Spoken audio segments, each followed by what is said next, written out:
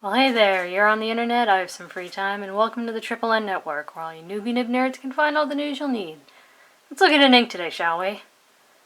Or try to, because my camera is doing that thing where it can't quite navigate certain types of greens and turquoise, and that's going to be a problem, because today's ink is a Parker ink, one of their Quink inks, here in cartridge form. Green! And as of right now, it does look very green on camera, but that's a problem because this green is not green. It's aqua. Quite aqua. So I'll try and fix that in post. Now all the tests were done in this Parker Vector with a medium nib. And here's the chromatography. And this is how you're supposed to do chromatography. You put a little ink, dump it in the water, and then it pushes it. And here you can see there's this sort of, here there's green, but it's still sort of an aqua green. And then up at the top there's this bright, vibrant green.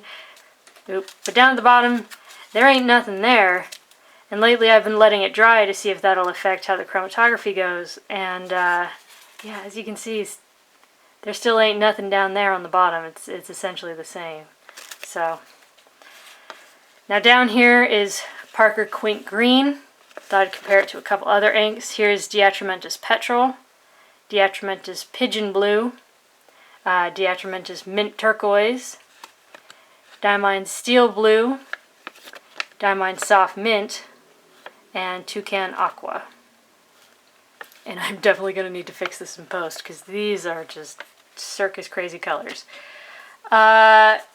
Top-down density, Clairefontaine, 90 grams per square meter. As you can see, there's a good degree of shading. In fact, there's a great degree of shading. It's quite an enjoyable facet of this. Good halo effect in the absolute wettest parts. Fantastic dry time. The Vector nib tends to be a little bit dry, but still. Yeah, great performance. No bleed, feather spread, no echo, no sheen. I said it does look a bit thin in places, but that can happen with really shading inks. And yeah, again, more aqua. And that's not the camera. That's how it is in real life. There is nothing left on this paper. There's barely an echo of a ghost's whisper. It's gone. Yeah. Next is Rhodia, 80 grams per square meter. Pretty much the same thing all over again. You get great shading. You get this fantastic sort of halo effect in the absolute wettest parts. Dry time is still quite nice. Yeah, no bleed, feather spread, no sheen, not much echo potential. Maybe in a broader, wetter nib, but yeah. I do think that it looks more like a genuine green in the absolute wettest parts, but, and again, it's absolutely gone. I mean, it's real gone.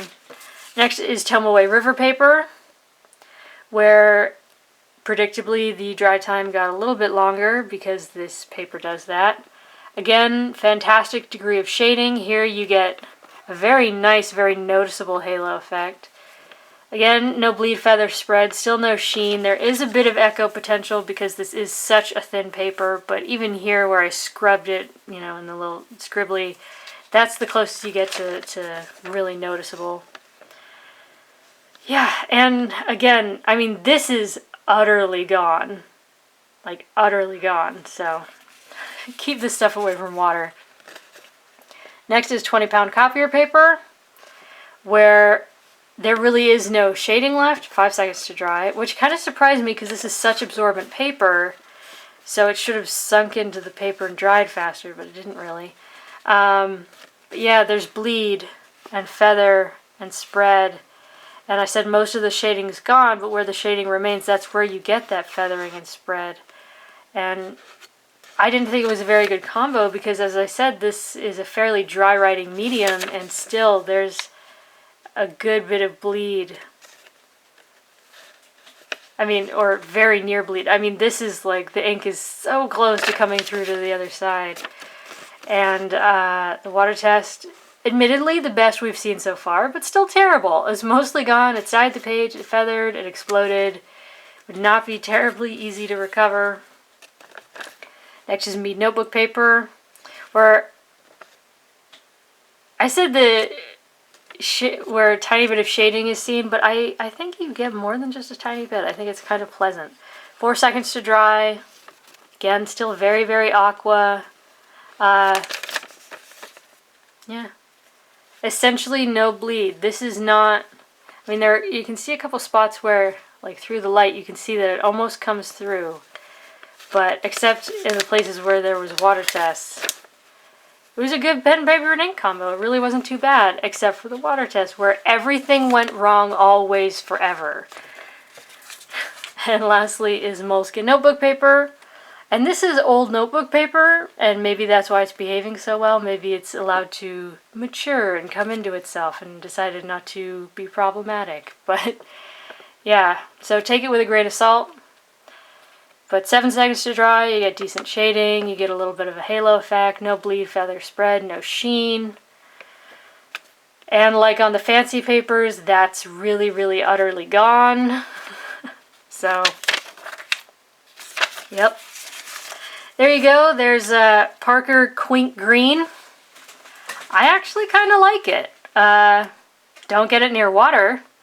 And don't expect green. Expect aqua. So yeah. For your consideration from the Triple N Network, if you liked the video, please give it a thumbs up. If you'd like to see more, please subscribe to the channel. And thanks for watching. Bye.